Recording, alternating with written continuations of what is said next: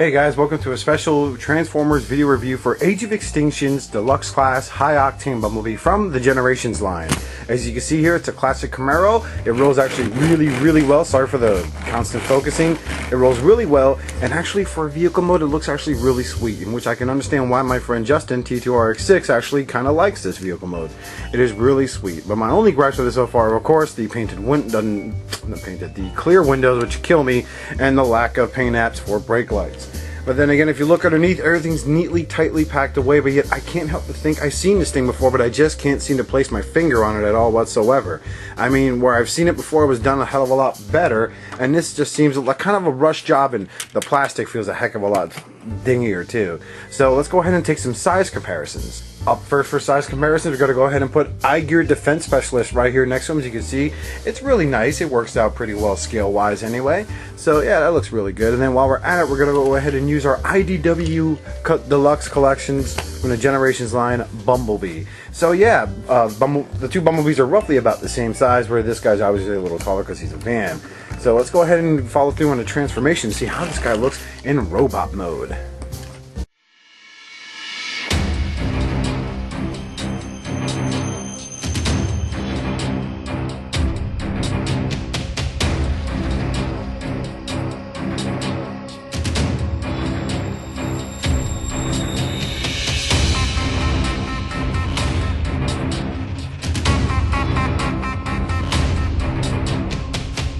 Here you are in Age of Extinction's Deluxe Class Generations High Octane Bumblebee from the new movie in robot mode, and frankly, again, he just looks so goofy. It's not even funny.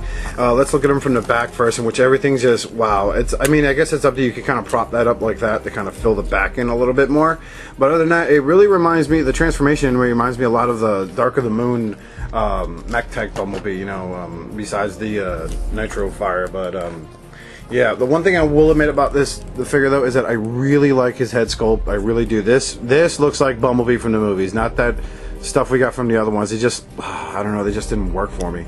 So let's go ahead with articulation. Here in the arms, you have these adorable ratchets because Deluxe classes need them, which make them really hard to kind of move sometimes. The shoulders are on ratchets too, if they're not busy almost popping out of place. And that just loves to pop off because that's securely in there.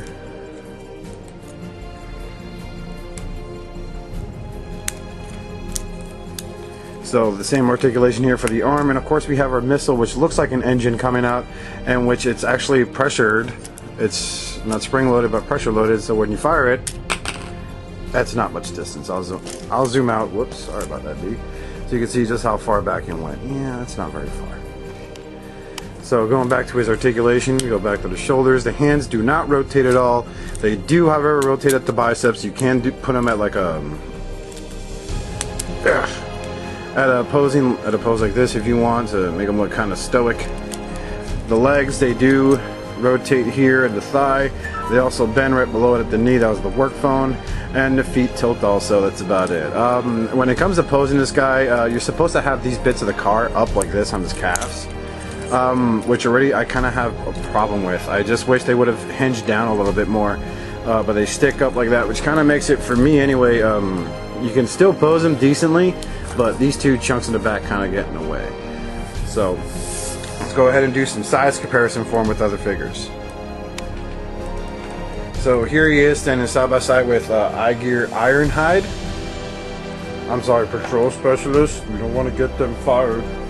And then we also got Generations Direct Order Cliff Jumper. Oh, sorry, buddy. Guess they don't like you.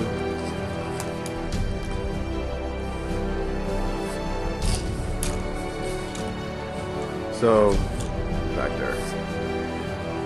And then also we'll just take Ironhide out of the way there, and we could compare him with Toy World's Orion. Easily became one of my... He's not even in the shot. Oh, awesome.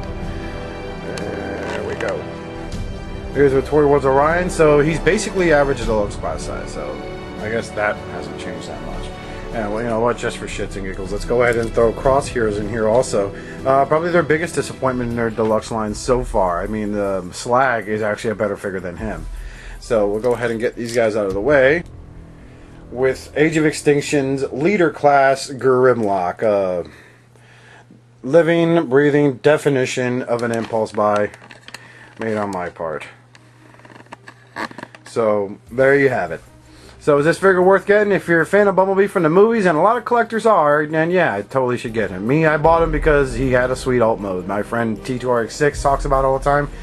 Now that I got him in hand, I really dig it. And frankly, to be honest, yeah, it's you know, you don't buy Transformers for their alt mode. You buy them for the enjoyment of both. And frankly, I think the robot mode is immensely weak, and the plastic here just feels really cheap compared to its Dark of the Moon predecessors. So until then, make sure you stay happy and buy what you want with your money. And as my friend Matt Burkett always says, please collect responsibly. Until then, have a nice day somewhere else.